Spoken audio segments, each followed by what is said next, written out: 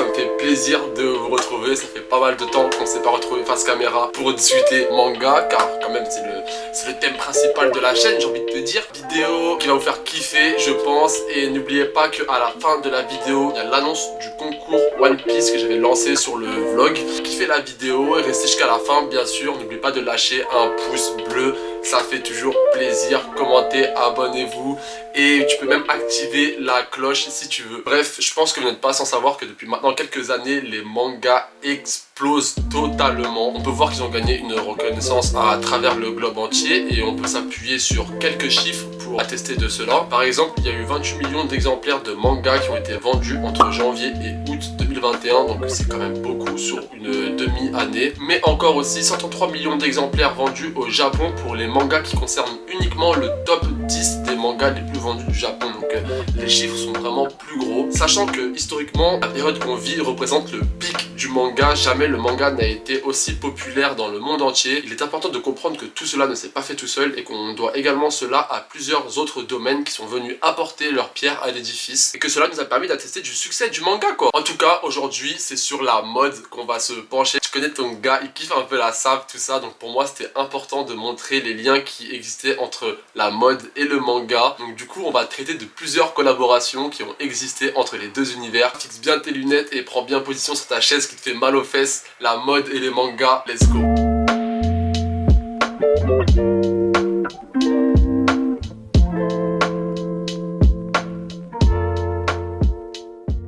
On attaque directement avec JoJo Bizarre Adventure. Pas mal ont entendu parler de ces plusieurs collabs, mais du coup on va les traiter ensemble. Du coup la collab correspond entre JoJo, Gucci et le Spur Magazine. C'est juste incroyable comment la collab a eu lieu. Et bien du coup c'est Gucci qui est parti démarcher l'auteur de JoJo Bizarre Adventure, à savoir Hirohiko Araki, afin qu'il leur design quelques pièces pour la collection automne-hiver de 2011-2012. Les designers de chez Gucci ont tellement été impressionnés par le design que Araki apportait à ses personnages qu'ils se sont sentis obligés de collaborer avec, et ça c'est une dinguerie les frères, car franchement je trouve qu'en termes de portée c'est vraiment un truc de ouf en fait que l'univers du manga puisse collaborer avec une grande maison de luxe qu'est Gucci. En plus franchement je kiffe Gucci, là je sais pas si je peux vous montrer, j'ai un pantalon Gucci sur moi. Ouais, le monogramme, chiche. Donc du coup la collab entre Gucci et JoJo va s'accompagner d'un roman one shot intitulé Rohan Kishibe Goes to Gucci. Du coup, cette première collaboration en 2011 va devenir en fait les prémices de plusieurs collaborations entre l'univers de JoJo et Gucci, car on peut aussi attester d'une seconde collaboration en 2013 entre les deux géants. Cette collaboration va être intitulée Jolene Fly High et va mettre en avant le personnage de la saison 6, si je me trompe pas, de JoJo,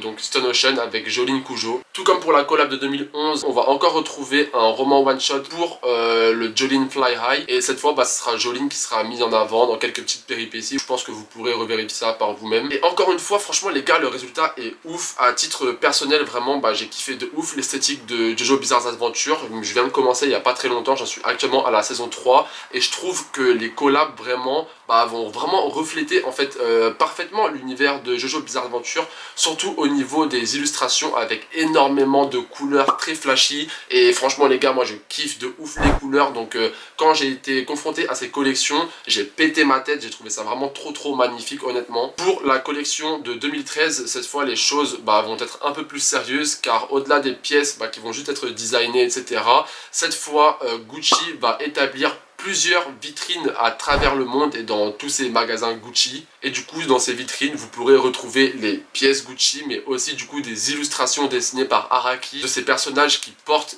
les différentes pièces avec plusieurs displays etc. Franchement je trouve que le résultat est juste trop stylé et j'aurais kiffé de ouf voir ça de mes propres yeux. Franchement j'aurais pété ma tête dans tous les cas, même si à l'époque je regardais pas JoJo, je kiffais quand même les mangas, et voir Gucci collaborer avec l'univers du manga, ça aurait été vraiment un pur plaisir pour moi. Perdons pas plus de temps, let's go pour l'œuvre suivante.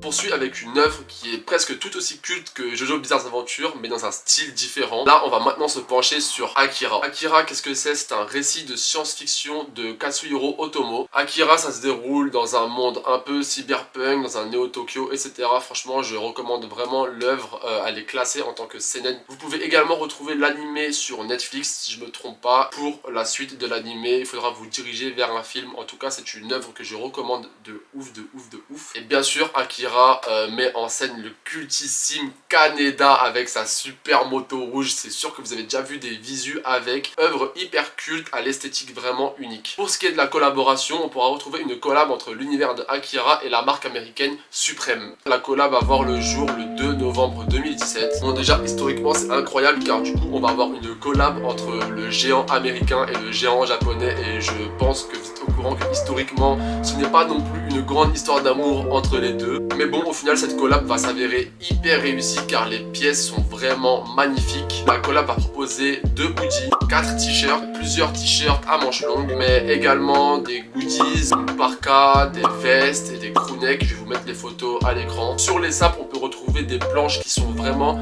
iconiques, totalement celle de Tetsuo faisant usage de drogue et j'en passe. La hype autour de la collab était tellement grande que les pièces se sont écoulées en quelques secondes à l'international, donc vraiment dans le monde entier. En quelques secondes, toutes les pièces et tous les stocks étaient déjà vendus. La hype autour d'Akira est vraiment grande, c'est un pilier de la culture nippone. Ça m'étonne pas que la collection soit partie aussi vite. Et j'ai aussi un pote à moi, Esomanga Isma, qui a designé sa propre marque et qui met en scène du coup des pièces liées à Akira. Cette marque s'appelle Insomnie. Je vous mets ça ici et franchement je vais aussi vous caler son Insta car les pièces sont hyper quali. J'ai pu en porter quelques-unes. On kiffe Akira, on kiffe les mangas, on kiffe la sape. SO manga à toi. Let's go pour l'œuvre suivante.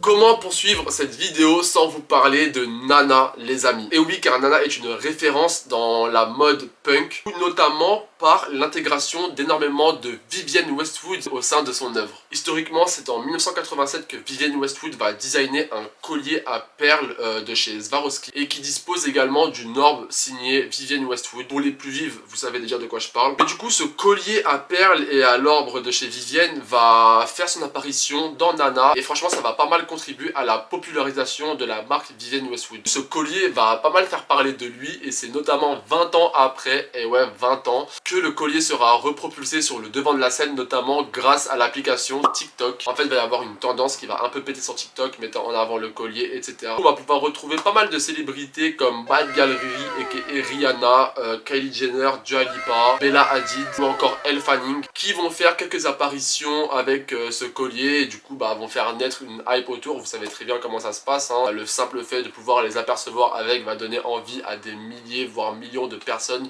de disposer du même collier. On peut retrouver 2 versions du collier, dont un à 150 € qui dispose d'une seule rangée de perles et de finition argentée, et un deuxième avec du coup 3 rangées de perles au prix de 440 € avec des finitions dorées. Comme j'ai pu le dire plus tôt, Nana est une référence dans la mode punk et Vivienne Westwood aussi. Elle s'est fait connaître également du coup dans les années fin 80, début 90 quand la mode punk battait à son plein. On connaît également le fort attrait de Ai Yazawa pour la mode et si je me trompe pas, Nana a vu le jour du coup dans la fin des années 90, donc en vrai je trouve pas ça étonnant que le collab ait eu lieu entre les deux univers. Après on va reparler de luxe, de mode streetwear ou de mode punk. On va conclure sur une note un peu plus abordable pour tout le monde en parlant du prêt-à-porter. Et pour cela, tu connais ton gars, bien sûr que je ne vais pas passer à côté de Uniqlo. D'ailleurs j'en porte sur moi. La marque Uniqlo est une marque nippone qui est née en 1984. Et en tout cas une chose est sûre, c'est qu'elle ne manque pas de faire honneur à la culture nippone en faisant plusieurs